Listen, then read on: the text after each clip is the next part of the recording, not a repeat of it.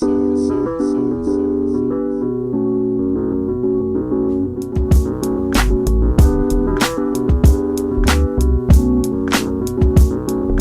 doctor Miguel Segundo, de la Universidad de Guanajuato, dictará la ponencia Moriscos en los relatos cortesianos. Démosle un fuerte aplauso. ¿Te sirve?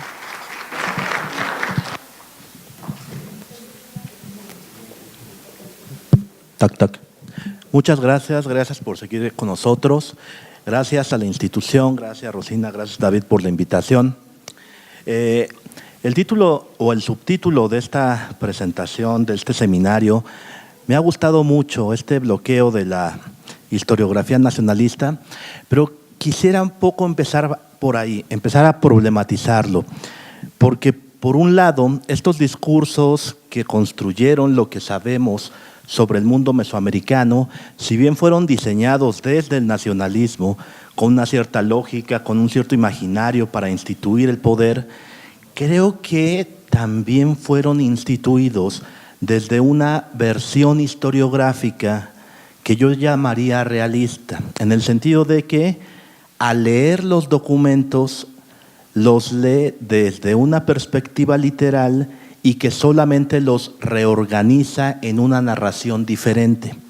En buena medida, y yo creo que en México, esa versión historiográfica ha dominado nuestra academia, ha permitido construir un discurso del pasado a partir de la lectura del sentido común de esas narraciones que cuentan el pasado. Un poco Hayden White, un historiador norteamericano, critica esta discusión y dice, ¿qué es lo que hace el historiador? El historiador instituye sentido y significado sobre los acontecimientos. No es que se inventen los acontecimientos, pero los acontecimientos por sí mismos no son el pasado. Es la organización y presentación, la ilustración de esos acontecimientos, lo que es nuestra versión del pasado. Y en ese sentido, creo que uno de los bloqueos más importantes de la historiografía tiene que ver con esa historiografía realista que impide hacer otras lecturas por el peso de lo escrito. Es decir, está escrito, está representado, es la verdad. Y creo que nuestra chamba como historiadores en buena medida pasa por ahí, por tratar de cuestionar, por tratar de pensar de forma distinta por qué se organizaron así los relatos. Yo creo que eso es muy importante. ¿Por qué se organiza de esa forma la narración de los relatos de la conquista de México? Ese yo creo que es el principio que organiza toda la tradición historiográfica de este seminario, por un lado. Por otro lado, la noción de guerra en Occidente, que un poco también se ha discutido. La noción de guerra, no solamente la occidental, sino también de otras culturas, parte de un principio. Son formas de organizar el espacio, son formas de jerarquizar y a partir de esa jerarquización establecer un nuevo orden institucional. Poco lo que también se ha discutido es que la noción de guerra en Occidente es una de las más violentas en buena medida porque se le han quitado a la concepción los atavismos que otras culturas ponen como freno a esa violencia. Es decir, todas las culturas tienen guerra, hasta algunos animales tienen guerra, pero en Occidente su proceso cultural ha quitado atavismos culturales a la guerra y por eso la violencia es más fuerte. Frente a la guerra mesoamericana que implicaba unas ciertas cosas, la violencia occidental es fuerte y al grano. Hay un libro magnífico para quien le guste esto, que se llama Matanza y Cultura, de Christian Davis, que precisamente lo que hace es, ¿por qué Occidente o por qué la guerra en Occidente es tan violenta y tan eficaz? ¿No? Y tiene que ver en buena medida con eso. Y van viendo varios ejemplos, ¿no? Entonces, en ese sentido, si quitamos la noción de realismo para pensar la historia y pensamos que el historiador es el que ofrece e instituye significado a la historia, creo que la historia deja de ser un discurso que esté escrito para siempre y que más allá del nacionalismo necesitamos nuevas versiones para acercarnos a la temporalidad. ¿Qué significa la conquista de México hoy? Ya 500 años de la llegada de Cortés. Esa es la gran pregunta, ¿hacia dónde pensarla? Y yo creo que uno de los temas centrales, y por eso me metí al tema de Cortés, elegí el tema de Cortés, es también cómo pensar su producción histórica. Es decir, las cartas de relación, como decía María Alba Pastor, son la primera mediación para pensar el evento de la conquista. ¿Cómo leerlas? Las podemos leer de forma realista, es decir, seguir comentando lo que dice el texto y simplemente haciendo énfasis, recortando elementos y proponiendo una narrativa distinta. Ustedes van a escuchar muchas sopas historiográficas en estos 2 años y van a ser más o menos las mismas. ¿Por qué? Porque están atadas a esta idea de que el texto, en el fondo, es una transcripción de la verdad. El texto representa lo sucedido y la única forma de hacer historiografía es recontarlo. No, el problema es cómo se instituyó ese texto. Es decir, si el historiador instituye significado al acontecer, Cortés instituyó significado a su acción. ¿Cuáles eran esos mecanismos de significado que Hernán Cortés tuvo para instituir sus acontecimientos? Esa es un poco la narración que yo les quiero contar. Uno de los primeros elementos tiene que ver con la noción de feudalismo, que nos han enseñado que es una etapa histórica, que yo creo que en el fondo también por eso muchos historiadores están cuestionando que se aplique como tal a eso, porque siempre está la discusión, es que América ya no estaba, con el descubrimiento de América, Europa deja atrás el feudalismo y pasa a la modernidad. Y entonces tenemos muchos elementos ahí que parecieran, como decía Le Goff, como si la temporalidad se pudiera cortar en rebanadas. Estamos en un momento en la Edad Media y después pasamos a la modernidad. Pues creo que no, porque en el fondo no hablamos de feudalismo. Lo que sí hablamos, y habría que discutirlo, es de una noción señorial de la existencia. Es decir, los conquistadores españoles que llegan en el siglo XVI a América tienen una mentalidad señorial. ¿Qué significa eso? ¿Cómo poder pensarla, tematizarla? Porque precisamente si uno dice feudal, todo el mundo sigue pensando en rebanadas. Creo que no. Habría que pensar cuál es el significado de decir señorial al acontecer. Le Goff, cuando habla, por ejemplo, de la Edad Media, dice, pues hasta el siglo XIX sigue habiendo algo de medieval en las prácticas, ¿no? Yo tengo la impresión de que para América lo señorial difícilmente se ha acabado, ¿no? Porque seguimos pensando en esta forma de organizar la experiencia a través de la hazaña, a través del prestigio, a través del machismo, a través de un mundo que está para ti, que tienes que conquistarlo y que a través de esa conquista puedes organizar tu experiencia. Esa es una experiencia señorial del mundo. Y cuando Cortés enuncia su actividad por América, esa experiencia es la que permite traducir los hechos. Y aquí entonces la pregunta es, ¿podemos quitar ese horizonte significativo de lo señorial, de lo que está haciendo? Es decir, la narración que él hace de los eventos se puede desprender de las formas interpretativas que Cortés tiene para contarlos. Yo creo que esa es la discusión. Para mí, no. Es decir, la forma para pensar el mundo, su forma para actuar en la realidad es el laxis mundi, el eje que le permite penetrar en la narrativa, por un lado.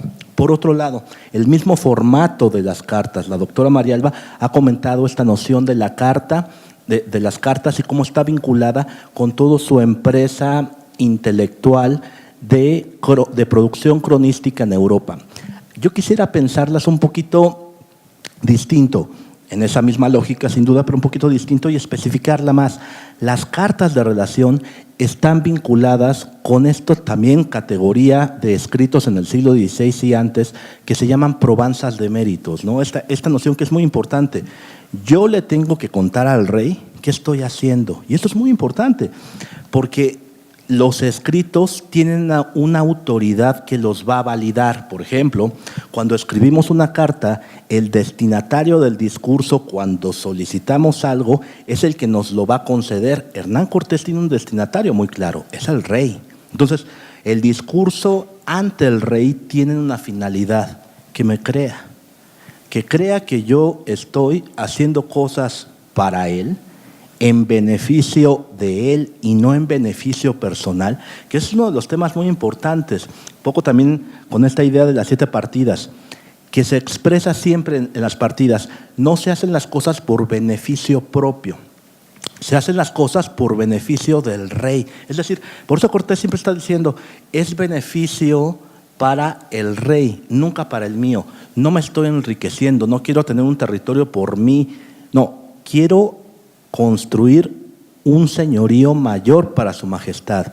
Y por eso la violencia, por eso los pactos, por eso la narración y en el fondo, por eso la forma en describir a los indígenas, ¿no?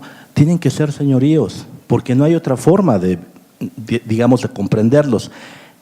Hasta que aparece un nuevo significado, que es lo morisco. Y es un poco el tema de la conferencia, ¿no? Nosotros hemos pensado que la experiencia señorial feudal capta a otras culturas, al menos hasta el siglo XVI, sin duda. Es decir, no se puede pensar otra forma de organización que no sea la feudalidad. Pero yo apenas estoy entrando a este tema, todavía no está concluida la investigación, y tengo otra hipótesis, que aparte de lo señorial feudal, la primera experiencia de la alteridad americana para Hernán Cortés va a ser la noción morisca, es decir, una forma de organización del territorio basada en una ciudad sostenida por un poderoso sistema agrícola con riego, etcétera, que le da la impresión de estar en esos procesos de la reconquista. Es decir, y eso aparece solamente en la primera carta. Las segundas ya el indio se va feudalizando, pero en la primera carta es muy interesante. Los indios viven en mezquitas, viven amoriscados, tienen una secta errónea, no son mahometanos porque no ve a Mahoma, pero más o menos va por ahí. Es decir, la primera experiencia de la diferencia cultural es la noción de morisco. Uno de los historiadores más importantes que trabaja el tema, Grieg, habla que la noción de morisco en el siglo XVI es la primera versión para lo extranjero en España. Es decir, lo que te salta a la vista es lo morisco. Hernán Cortés la aplica para enunciar a los indios. Y de esa forma va a organizar su relato. El morisco es un principio de diferencia y yo creo que en el fondo eso tiene que ver con la noción de agua en América. Estos grandes trabajos agrícolas, estos grandes procesos de irrigación, al conquistador le detonan, ya sea por memoria o por la necesidad de hacer ver al otro, este horizonte cultural que es profundamente americano, pero que le hace clic con lo morisco en Europa. Entonces, un poco me ciño al texto, bueno, aunque ya me lo salté, pero me gusta más así. Cuando Hernán Cortés va analizando y va avanzando por los distintos espacios de producción, al final de la primera carta va a discutir un tema que es interesante. Cito: la irrupción española contaba con 10 calaveras y 400. Es una empresa heroica frente a lo desconocido. Con este pequeño ejército hacen frente a los 4,000 indios. Cortés, como los seres antiguos, es de los que luchan al frente. Cito: allí anduvo peleando con dichos indios 1 hora, y tanta era la multitud de indios que ni los que estaban peleando con la gente de a pie, los españoles, veían a los de a caballo, ni sabían a qué parte andaban. En la batalla los muertos son del otro. A partir de la violencia también se crea vasallaje, pero no pelean solos. Los reyes ofrecen explicaciones. Cito a Cortés: crean vuestras realezas altezas, por cierto, que esta batalla fue vencida más por voluntad de Dios que por nuestras fuerzas, porque para 40,000 hombres de guerra, poca defensa fueron 400 que éramos nosotros. Lo maravilloso se encuentra del lado de lo cristiano. Después de enunciar cómo lo señorial está en la guerra, en la batalla, etcétera, Cortés funda el ayuntamiento y ahí nos habla de cómo estas tierras son ricas, iguales a la que expropió el rey Salomón y de las cuales sacó oro para el templo. Poco de estas reminiscencias antiguas. Y dice: las gentes bárbaras viven en errónea secta, amoriscadas y en mezquitas. Es decir, esta primera impresión de la diferencia cultural le explota. ¿Por qué enunciarla así? Es decir, este discurso, si va para el rey y el rey tiene que darle legibilidad a su relato, es decir, se tiene que enunciar, se tiene que leer esta carta frente a la corte, ¿por qué tendría lo morisco que ser una forma de convencer al rey de que los indios tienen ciertas características. Poco yo estoy ahorita en esa encrucijada. O sea, ¿por qué ponerle el predicado morisco a los indios? Y mi hipótesis en este momento es que tiene que ver con las formas de organización social. No es que sean iguales, pero para el conquistador esa forma de urbanidad, ese vínculo con la tierra, con el agua y particularmente la relación urbanística es lo que se asemeja a la idea amoriscada que tiene un español en el siglo XVI, ¿no? Esa sería, digamos, como mi hipótesis de trabajo que voy a empezar a discutir en los próximos años, de por qué lo morisco se transforma en un elemento de visibilidad de la alteridad. Ojo, no estamos hablando que sean indios. Estamos hablando de que a partir de esta figura retórica que tiene un significado en Europa, los indios adquieren una serie de predicados que hacen verosímil que los otros le crean a Cortés. Y en ese sentido, por eso las figuras moriscas en el relato cortesiano son formas de apropiarte de la diferencia cultural. Y tendremos otras. Tendremos la del vasallaje, tendremos, por ejemplo, para la figura de Moctezuma, la noción de un vasallo, pero también un vasallo amoriscado, es decir, viviendo en un palacio, con agua de por medio, la alteridad, la corte, elementos que si bien participan del común de los reyes, del Antiguo Testamento, etcétera, también tienen un sentimiento morisco. ¿Por qué se organiza así la experiencia? ¿Cuál es el elemento que le permite a Cortés que de esa forma va a convertir al rey y va a convencer al rey de lo que dice? Esa va a ser mi hipótesis a trabajar en los próximos años. Así que más o menos eso es lo que yo les vengo a comentar acerca de los moriscos en la narración de Hernán Cortés.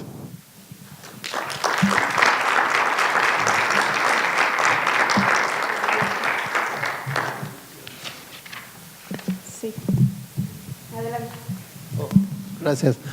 Bueno, me parece interesante respecto a una cosa que hay que estudiar otras culturas, como los griegos han visto la India, por ejemplo, con Alejandro Magno. Aquí, esta puntuación de morisco me parece demasiado, porque es como la hermenéutica analógica. Yo reconozco solamente lo que conozco. No, así funciona, yo creo que es la mujer de León Portilla que hace esos chistes. Bueno, me parece, es nada, es una estupidez. Pero, ok, ellos solamente reconocen lo que conocen, que son en este caso moriscos. Claro, Cortés escribe de mezquitas y ese tipo de cosas, entonces reproduzca. Pero la otra cosa que me pregunto, yo no entiendo, porque alguien que aquí en México, por ejemplo, que estudia culturas prehispánicas o la conquista, no está obligado a estudiar la cultura española. Sin conocimiento de esta cultura no se puede entender, ni se puede entender Cortés. También lo mismo sabemos de traducción de lenguas europeas. Si yo como alemán no sé hablar francés, pero si yo no conozco la cultura francesa, su literatura no entiendo bien. Eso es también en esas lenguas vecinas, digamos, más con China, por ejemplo, Japón, y con el prehispánico, esto se muestra también esta invención del náhuatl, que es completamente un latín con palabras prehispánicas, entonces una reproducción de la propia cultura. Por eso los franciscanos enseñaron latín, español y inventaron náhuatl. Lo mismo hicieron en América del Sur con Aymara y todo. Siempre pongan una lengua, construyen una lengua como Esperanto y usan eso. Y hoy día la gente que aprende náhuatl aquí en México piensa que está aprendiendo una lengua prehispánica, que no es así. Está aprendiendo una lengua inventada por los franciscanos, ¿no? Entonces, siempre es esta proyección, ¿no? De lo mismo que conozco y todo eso que pasa allá. Bueno, es mi lucha desde extraviesa la antropología mexicana, que siempre son esas fallas, ¿no? Y me parece muy bien que tú presentas eso, pero yo creo no el capricho solamente a esos moriscos. Es un caso especial. Va mucho más adelante. Va mucho más adelante, como los romanos, por ejemplo, que llegan al Próximo Oriente y encuentran Roma, ¿no? O los norteamericanos que viajan por todo el mundo y encuentran Holiday Inn y Coca-Cola. Entonces ya ven todo eso lo mismo. Se ven siempre lo mismo, se ven a sí mismo, ¿no? Y no están capaces de entender la diferencia, ¿no? Y eso es por eso yo creo que hay que amplificar mucho más eso. Sí, sin duda. Sí, gracias, Miguel. Bueno, yo no creería que es una probanza de méritos. Digamos, es una probanza de méritos, pero son cartas relación, y las cartas relación tenían la función de ser un vehículo entre las autoridades y los particulares residentes en Indias, por un lado, y los organismos de la administración central también. Y las cartas relación también, su finalidad es dar a conocer la realización de las órdenes del rey. Entonces, él, como tiene un broncón con Velázquez y todas las cartas de relación están hechas para, finalmente ahí está siempre el enemigo mayor es Velázquez, atrás de todo. Incluso yo creo que habría que analizar con cuidado la primera incursión de Cortés a Tenochtitlan. La verdad es que yo la he puesto en duda, sí, que hubiera tal, digo, es muy fuerte esto que estoy diciendo, pero es que toda la descripción de la corte de Moctezuma se puede hacer pues desde el Popocatépetl, ¿no? Nada más recordando un sultanato, ¿no? Entonces yo creo que tienes mucha razón en lo de los moriscos, pero Cortés lo que quiere es venderle a América al rey y claro, a partir de eso obtener sus mercedes, ¿no? Eso es clarísimo. Ahora, yo creo que esta primera aproximación a Tenochtitlan, que yo creo que no existió, lo voy a decir así, no creo que haya existido el diálogo con Moctezuma, además, porque pues cómo dialogar, digo, ¿en qué lengua? Y la Malinche y Jerónimo de Aguilar entran después. También hay que tomar en cuenta otra cosa, Gómara y Bernal están llenando las inconsistencias de las cartas de relación, y una gran inconsistencia de las cartas de relación es que los traductores y las lenguas no están suficientemente aclaradas en las cartas de relación. Entonces, obviamente, la corte real le dice, pues, oye, a ver, cuéntanos en qué lengua hablaste. Según esto, había un náhuatl y el imperio llegaba hasta no sé dónde, ¿no? Yo no creo eso. No creo que hubiera habido ese imperio que llegara hasta allá. Sí creo que Tenochtitlan era un centro ceremonial muy importante, eso sí lo creo, pero no creo para nada ni en el imperio ni en el emperador, y menos un emperador civil que, como dice Horsey, la parte religiosa donde quedó, ¿no? No se describe para nada. Entonces, esa es la descripción de la primera incursión, pero en la segunda incursión Tenochtitlan ya es completamente distinta. Si comparamos la primera Tenochtitlan con la segunda Tenochtitlan, no hay relación alguna. Entonces, yo creo que esta islamización está revuelto, ¿no? En esta como reescritura está revuelto. Y yo leí la crónica de Varela, y un poco también Hernando del Pulgar, pero la crónica de Varela de la conquista de Orán, cuando Cisneros se lanza a la conquista de Orán, es parecidísima a la toma de Tenochtitlan. Bueno, sí, sin duda, ahí por ejemplo para lo de Moctezuma está padre porque precisamente en otro contexto hay tres relatos, ¿no? Uno el de Bernal, otro el de los informantes de Sahagún y otro el de Cortés. Los tres son distintos, ¿no? Evidentemente, Bueno, si pensamos cuando que la segunda carta se escribe después de la salida, ya pasaron mínimo 2 meses del evento fundacional, entonces está perfectamente organizado para que sea un diálogo entre el gran señor, cómo delega el imperio, y a partir de eso todo el mundo contento, ¿no? Y lo más importante, le da un motor a la conquista. Antes de la segunda carta no hay un motor para la conquista de América, para la conquista de México. Después de la segunda carta hay un motor. Es la muerte del señor bárbaro que ha declinado a favor de Cortés. Y entonces tenemos que ir a conquistar. Esa es la gran eficacia de ese relato, ¿no? Que se organiza 2 meses después y tiene esta eficacia, ¿no? O sea, construir todo de manera afín para que Cortés tenga el paso libre, discursivo, legal y simbólico para apropiarse de una ciudad que en el fondo no había muchos elementos de cómo hacerla al dominio, que ese es el tema, ¿no? Pero sí, sin duda.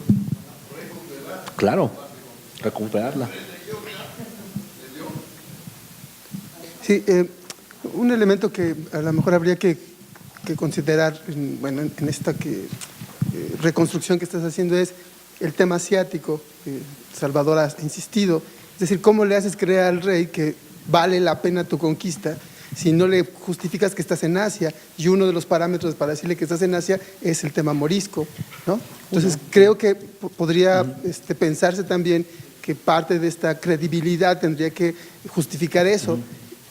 Lo va a ampliar en la segunda carta, va a empezar a hablar del imperio, justamente porque ahora Asia se volvió más real en términos de continente y ya está cerca el Kan, etcétera, ¿no? Entonces, y además, bueno, la importancia de un imperio va a ser más grande que de ciudades, ¿no? Pero probablemente tengamos que aquí que este es un recurso, ¿no?, para hacerle creer al rey que estás en Asia y que se justifica tu avance, ¿no? Y tu condición de adelantado, etcétera, ¿no? Creo que habría que pensarlo.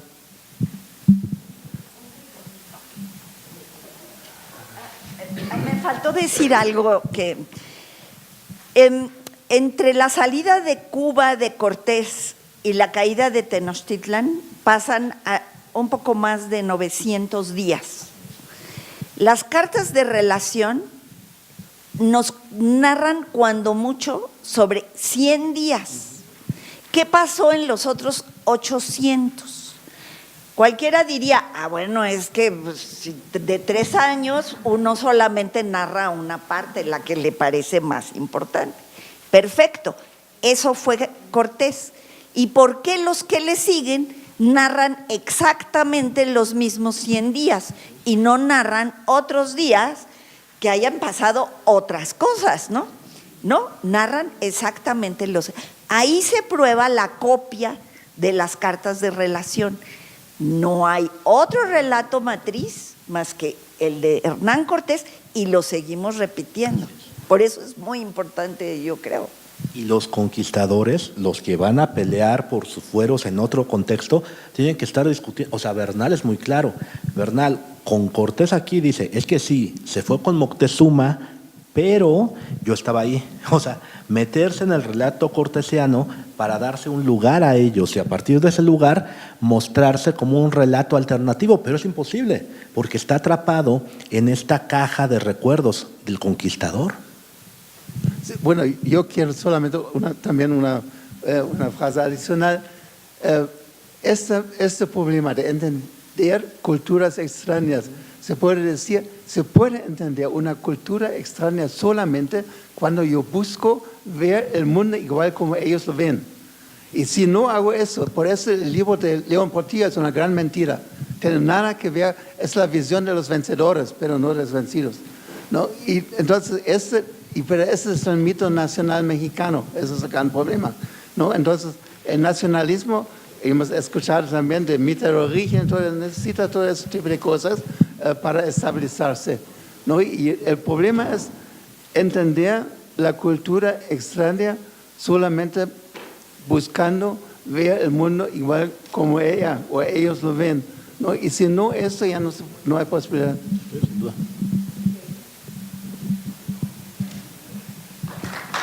Gracias.